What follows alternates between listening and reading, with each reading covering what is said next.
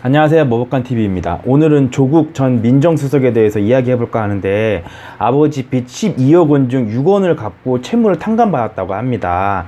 그런데 저는 이게 왜 문제가 되는지 모르겠어요. 뉴스에서 보면 조국 후보자의 아버지가 생전에 빚이 있었는데 그 빚에 대해서 채권자가 소송을 제기했는데 조국 후보자가 이제 한정승인이라는 걸 해갖고 실제 갚아야 할 돈이 6원이라고 하더라고요. 그리고 탕감이라는 말을 썼어요. 여기서 한정승인이 뭐냐면요, 내가 상속받은 재산 내에서 채무를 변제하고 나머지 재산에 대해서는 변제할 의무가 없게 만들어주는 제도거든요.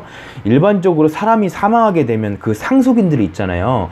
그 상속인들이 선택을 해야 되거든요. 법적으로 상속을 받을 건지 안 받을 건지.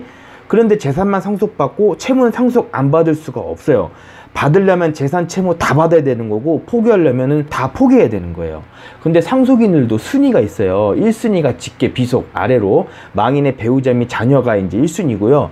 2순위가 직계 존속 위로, 망인의 아버지 어머니들, 뭐 할아버지 할머니가 되겠죠. 그리고 3순위가 형제자매고 4순위가 사촌인의 반계 혈족, 즉 친척이 되는 거예요. 근데 1순위대에서 상속을 받게 되면 빚이 있다면 그 빚도 같이 상속받는 거니까 이거는 그냥 2순위, 3순위로 안 내려가고 그냥 거기서 끝나게 되는데, 만약 빚이 많아서 상속을 포기하잖아요. 그럼 2순위로 상속을 받을 건지 안 받을 건지 그 선택권이 내려가게 돼요.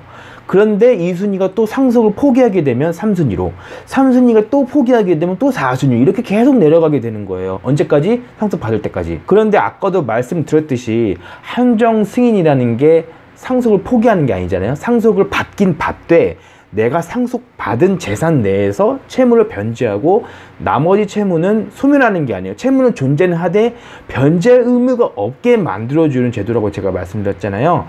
따라서 한정승인은 상속을 받는 거니까 2순위, 3순위로 안 내려가요. 그냥 그 순위대에서 밑으로 안 내려가고 끝내는 거예요. 예를 들어서 빚보다 재산이 많다.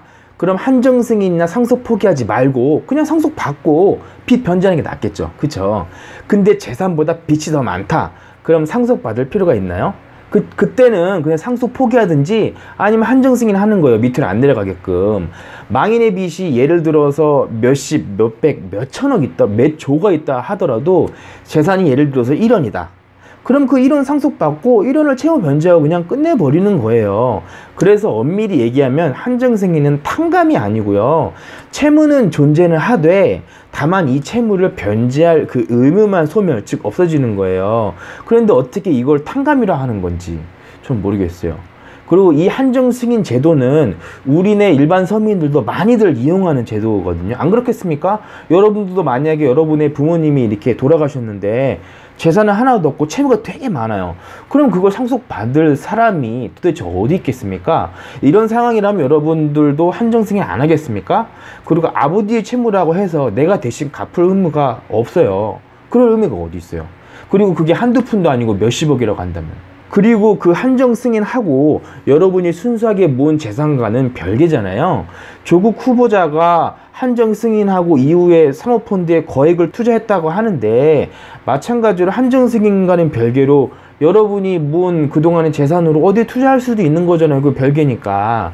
이렇게 볼 때 그게 그렇게 잘못된 건가요? 제가 물론 조국 후보자님을 옹호하는 건 아니고요. 욕할 때 욕하더라도, 예? 비판할 때 비판하더라도 제발 좀 정상적인 거 가지고 비판합시다. 뉴스 기사가 너무 질이 낮은 것 같아요. 이상 머벅간TV였습니다. 감사합니다.